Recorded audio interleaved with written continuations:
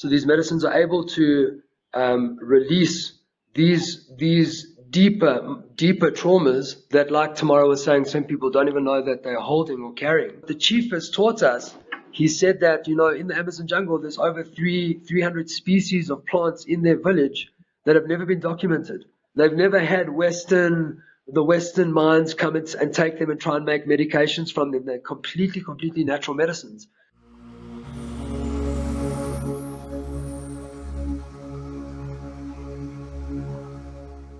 Today we talk about plant medicine, but not just any plant medicine. Ancient tribal plant medicine that has come from the Amazon and other ancient tribes that have been on this planet. So to talk about this topic, I've got the Hape Couple. So tell me, Moshe and Tamarah, how did you guys get into this ancient plant medicine? Maybe give us a quick overview. I think we each found our way into this path individually in our own way. I found plant medicine in 2013. I was very stagnant in my life, and it came just in time, and I knew the fear of staying stagnant was greater than the fear of the unknown of the muti, of the medicine at the time. So I stepped forward, and it changed my life in many ways. So, and that's just been a journey since 2013, I can say.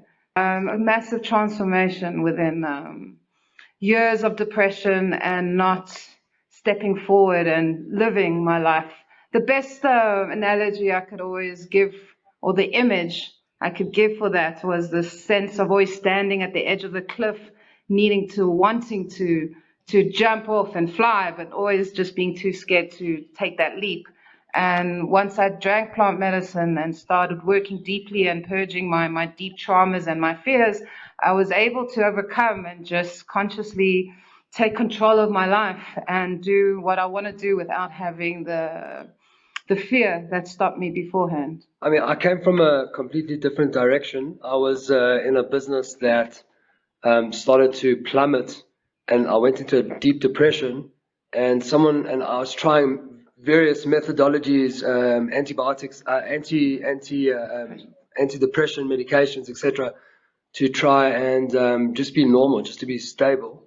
And I actually heard somebody speaking about an ayahuasca ceremony, so I inquired about it, and it turned out not to be an ayahuasca ceremony. It was a process, a healing process using mushrooms.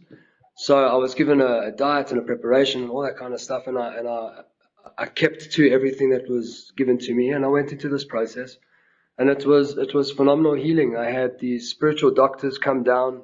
I don't know how to explain it in any other way, and they analyzed my body, and my eyes were closed, and I could feel them helping me release stuff through my body, and I had a release, and in the release I could see all this depression and all this negativity that had sort of left my body. And from that moment, my life changed. Like, I was a completely different person. I had a different clarity, a different stability. I was way more grounded. So everything and my depression was gone. I wasn't on any medications anymore. I wasn't taking anything. And then really shortly after that, the very next process that I did was where Tamarah and I met, where we drank a certain cactus that came from Peru. And the teacher that gave this cactus, she said that if you drink this plant, so you should know at some point it's going to interact with you and it can speak to you, and you should go with whatever it says.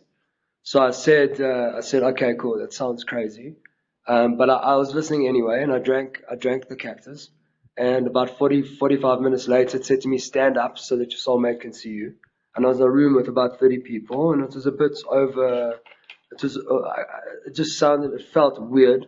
But I stood up anyway, and I looked around, and I saw no one was looking at me, and I sat down again. And about 45 minutes later, I got another message. It said, go outside and you'll meet your soulmate. And I walked outside. I saw two women sitting at a swimming pool, and I went over to them, and I said to the first woman, hi, my name's Moshe, what's your name? She said, Vanessa. And I said, oh, okay. And I was thinking to myself, she's not Jewish, so she won't be my soulmate. So I said, hi, Vanessa, nice to meet you.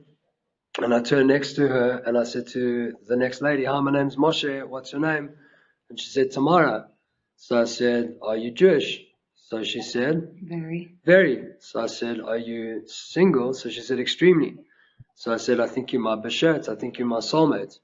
And Beshert is Yiddish for soulmate. It's Yiddish for soulmate, and she didn't have what to say. And I then did have what to say. My mouth didn't allow me to say it, but which was quite interesting. But I did say, I think you're high on cactus juice. You need to calm down. And that's how we met. So we've had a lot of, if you could call it, personal victories and personal growths and transformations through our interaction with the natural based plants that are out there. So I love the story that you guys found the plant medicine because you were having some trouble, challenges in your life. You found the ceremony, you found each other. And then what was really special is you, Moshe and Tamarah, decided to actually use this new finding of plant medicine to be your new profession, right? You started practicing it and learning about it. So tell me, what have you learned? And maybe you can educate myself and our viewers. What have you learned about these different plants? So a feminine and masculine idea and energy would be, feminine would be about being and sitting, and masculine is about going and expressive and expansive.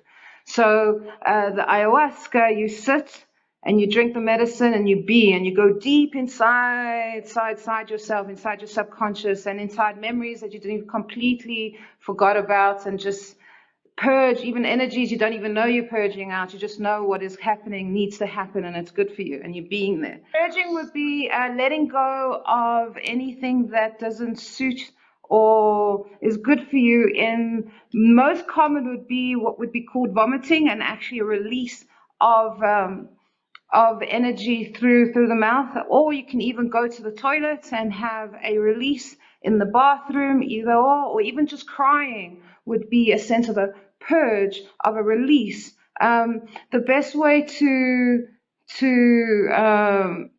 give an example of a purge or release is within animals. They have the ability to shake things off. So if like a lion went after a deer, or what's it called, impala in this country, it shakes it off, shakes himself off once he's managed to get away, and carries on with life. Human beings don't have the ability to shake things off. So the human body, the human body is one of the greatest technologies that our Creator has created, because the human body, it stores everything. It stores every emotion. It stores every pain. It stores every belief that us, the soul, living through this body that it experiences throughout life, the body stores everything. Yeah, no, that's amazing. So that's really cool. My previous guest was talking about trauma release exercises, where they were talking exactly about that. Animals can go shake and release that trauma, but people don't. And we need other techniques or mechanisms to go deep within and release that trauma that's been trapped for whatever reason. So you're saying that's what these medicines do? Correct. In some way, allowed to release the traumas. Not necessarily in TRE. We shake off the trauma. So it's literally a trauma release where the body vibrates. Medicine, you can actually start vibrating and releasing in that way, but there can also be a physical release, a sense of nausea, and then with that nausea, you actually bring up. And most of us, everyone has a bucket next to them, and yeah, and that's exactly what happens within plant medicine ceremonies. So essentially, the body is a very high level technology, and the body, our human body, stores everything that we experience throughout our life, all the good and all the negative that we've experienced, and be it like beliefs that we've chosen to take on about ourselves, beliefs throughout our situations and our environment. So the body remembers all of this.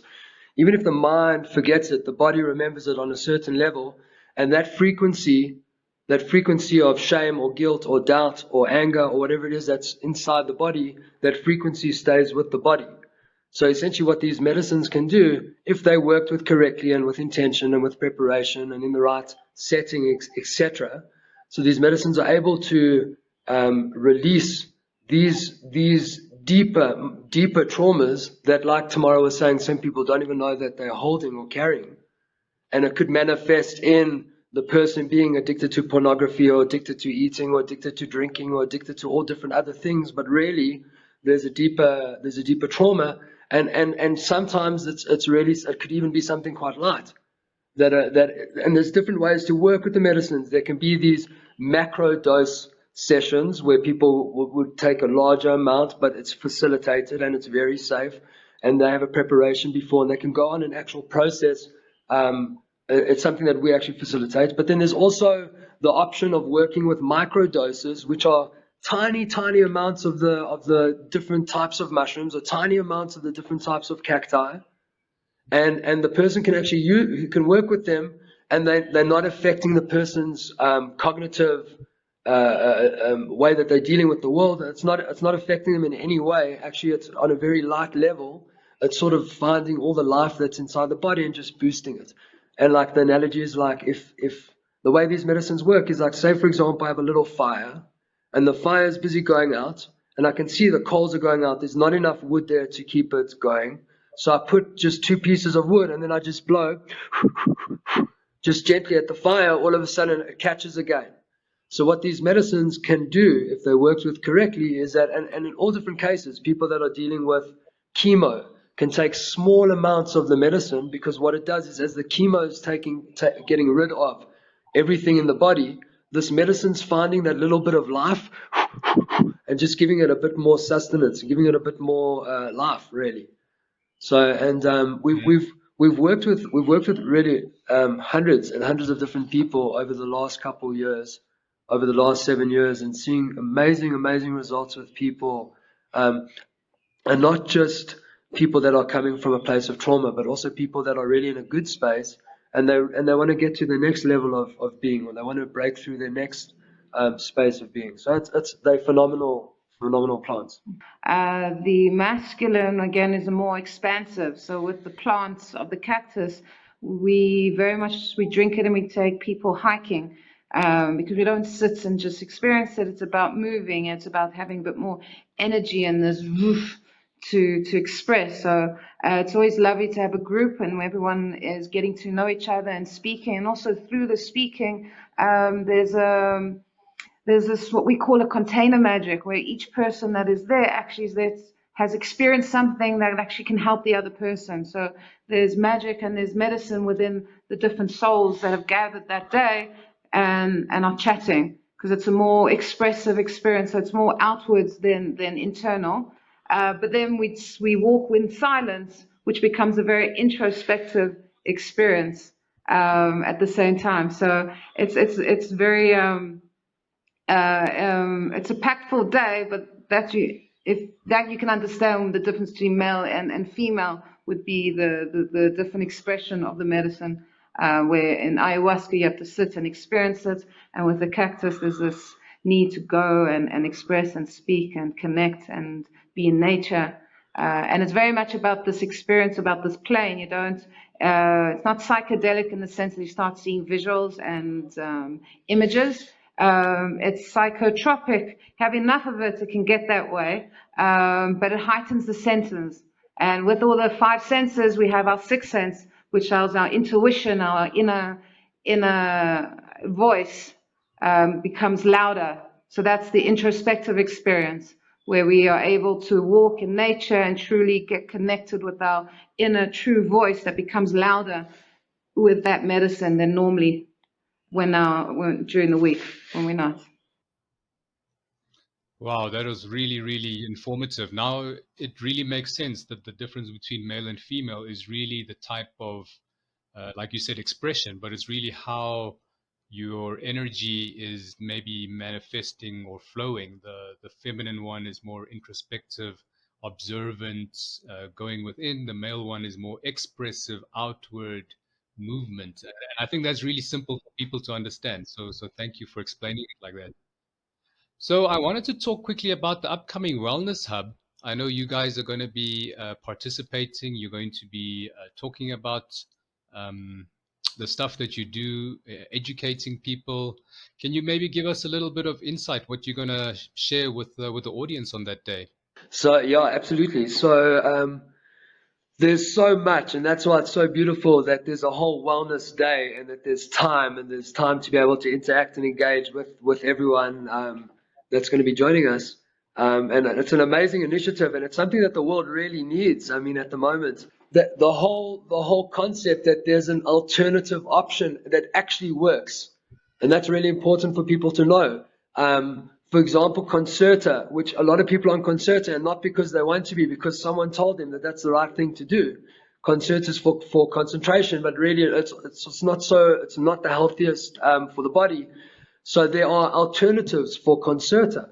There's alternatives, and these all from these different plants, and that's what we're really going to be talking about. Also, that we're connected to an Amazonian tribe that lives in the Amazon jungle called the Huni Queen, and these are amazing, amazing masters of plant healing.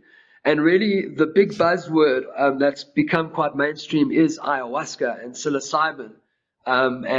Even wachuma, which is the cactus that we work with, San Pedro. and wachuma. So essentially, what the chief has taught us, he said that in the Amazon jungle, there's over 300 species of plants in their village that have never been documented. They've never had the Western minds come and take them and try and make medications from them. They're completely natural medicines. What this means is that there's so much more out there for people that are going through troubles, be it external rashes, etc., or if it's more internal stuff like depressions or anxieties or different emotions that are hard to deal with, etc. There's so many different solutions, and that's what we're here to show. Our vision is called the Healing House, and the Healing House is a vision where we are bringing these natural medicines to people with an alternative option, that people can at least try and start and see that there are other options. And there's phenomenal medicines that are out there. I know that the green side are dealing with amazing medicines over there. There's the natural mushrooms. I mean, just the natural mushrooms for Alzheimer's and for just healing of the brain's neuro pathways, just by taking a completely medicinal legal mushroom. There's nothing wrong with it. And so many people, and these medicines they're available. People are starting to make them available. And if we just know this information, we can change. We can all have an extra 15, 20, 25, 30 years of life. I mean, it's that simple, because the foods that we're eating are making up who we are and what we're about. And so it's really a message of moving away from sugar and getting onto a natural path, moving away from what we've been shown to be the ideal path, and then seeing that there's another option, there's another way. So we had to share that one-on-one with anyone who wants to ask. We had to also express we've got our own private hiking trail, which is here in Magaliesburg. It's a beautiful trail. It's a 10-kilometer trail with wildlife, and it's completely private to us. And that's where we take people on these walks. We work with different plants, which ideally on the mountain we work with different cacti, and there's a variety of cacti. So there's the wachuma cactus, which is one that most people know about, and then there's the Peruvian torch and the Bolivian torch cactus, and these are different plants that are here to really teach. For example, the cactus is called the grandfather, and the reason it's called a grandfather is because the way it teaches is like a grandfather teaches. You see, the father has a stronger discipline on the child because it's the father. But the grandfather doesn't need to discipline the child as hard because the grandfather's a grandfather. It's the father's job to discipline. The grandfather's here to give love. So these cacti are there to open up the heart center so that I can look into my life and realize, hold on, there are things that I'm holding on to that I don't need to, and there are things that I'm putting a lot of my energy into that isn't really good for me, and I can withdraw that, and I can move away from that, and I can move towards the things that are good for me. And these plants, because they come from the natural form, they don't have a human's agenda connected to them. So the plants are absolutely truth. So the fact that Tamarah and I, as the Hape Couple, are there and we facilitate it, we're keeping the space safe for the person to be able to engage with this medicine in the highest way, the highest integrity. Really, it's their interaction with the plant, which is complete truth, that's going to now guide them, teach them, show them. And in every case that people have worked with these plants in the correct way, there's always been a good outcome. And like everything in the world, it might not be for everyone, and there might be people that should be guided not to work with these plants, but to work with those plants. But in the natural kingdom, in the plant kingdom, there is something for everyone that will improve everyone's life, 100%, and that's for sure. And we've seen it, and I'll finish with this. We've seen it with even like the cacao bean. I mean, this is an amazing, amazing plant. It comes as shamanic lineage, which means that it's not like, a drug like, say, for example, MDMA that's been around for 80 years, and now there's research happening, but we don't really even have 200 years of research with these drugs. We're talking about plants that have a shamanic lineage for thousands of years, from teacher, student, teacher, student, teacher, student. They know what's dangerous, they know what's good, they know what's healing. It's been worked out, it's been trialed over years by real teachers who have passed this message and this information on to the next generation, until this message has now come to the West. And really, from the tribal perspective, where lots of people have asked the tribes, why are you bringing the ayahuasca out here? What's going on here? They understand from looking at the Amazon jungle, they can see the Amazon jungle, the water levels have dropped, the plants aren't flowering as they used to.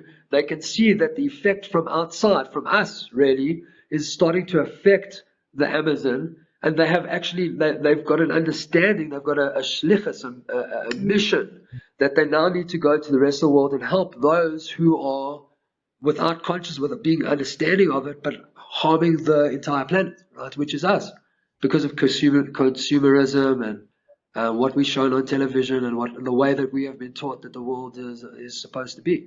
So this is it's one of the solutions.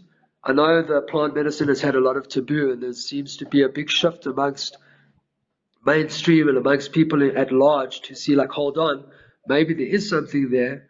And that's what we had to say. We had to say we've been working with these plants for a long time. We, in a sense, have sort of been guided through the plants and through our knowledge to serve and work with these plants. And we're working closely with the tribe in the Amazon jungle, and we're growing slowly to get these messages across. Wow, Moshe, Tamarah, thank you. But we have come to the end of our show, and I just wanted to summarize, guys, that the plants that Moshe and Tamarah are working with are really to help you go within to release your trapped trauma. It's really a mechanism for you to understand yourself and to really release the blockages that are holding you back. I'm going to leave their details below the video, down below. Check it out. Guys, if you're enjoying the podcast, please give it a like. I'm doing weekly shows. We have such interesting guests like the Hape couple from today. I mean, this is true ancient wisdom. A tribe from the Amazon, having understood the plants in the Amazon for thousands of years, have now shared their wisdom with Moshe and Tamarah, and now they've come back to South Africa and want to share it with us and facilitate safe ceremonies. They've understood the correct way to do it, because I've also noticed over the last few years there's a huge proliferation. I mean, there's a large number of different people doing ceremonies and all these kind of journeys. It's all over the place. But really, you want to find someone who's trusted and who has done a lot of them, so they've gained the experience and they have understood the plants in a deep way.